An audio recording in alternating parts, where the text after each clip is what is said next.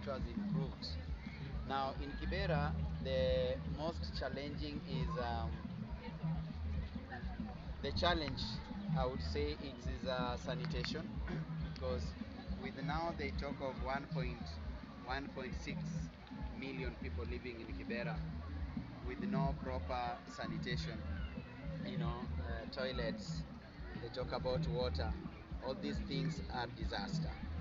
And so what happened when it's raining? It's also another dramatic situation for the people, for the 1.5 people living in Kibera. And you find many of them, children, are getting in typhoid. There's cholera outbreaks, you know, all these kind of things. And you find the majority of people who dies are children, you know. So that is the major challenge that basically I will say that are facing the people that are living in these informal settlements. That is Kibera. Yes. But beside all this, I would say also, beside that, the poverty is very high. You know, you are talking about 1.5, 1.6, and people who live less dollar a day. So you ask yourself, how are they sustaining themselves? And the question is hidden in some people's hearts. Maybe is an answer that is hidden in my heart or in anybody's heart that you ask, how do you survive? I would basically be sincere to tell you that you find girls at a very tender age are engaging in unprotected sex and prostitutions in order to survive, you know, in order to survive. Women are also engaging, in those illegal activities to make a living, to provide something, on the table. So that is the biggest challenge. But we pray one day maybe life will be different. Maybe you get a government and that will come and say, we want to improve this together, and maybe the life of the people will improve to different living, like any other. Yes. So maybe if there is any student that would like to know anything, and you are most welcome. You are free to ask. If I have answer, yes. Maybe I might not have the answer. you know. But for example, Any question? what are you advocating for this land?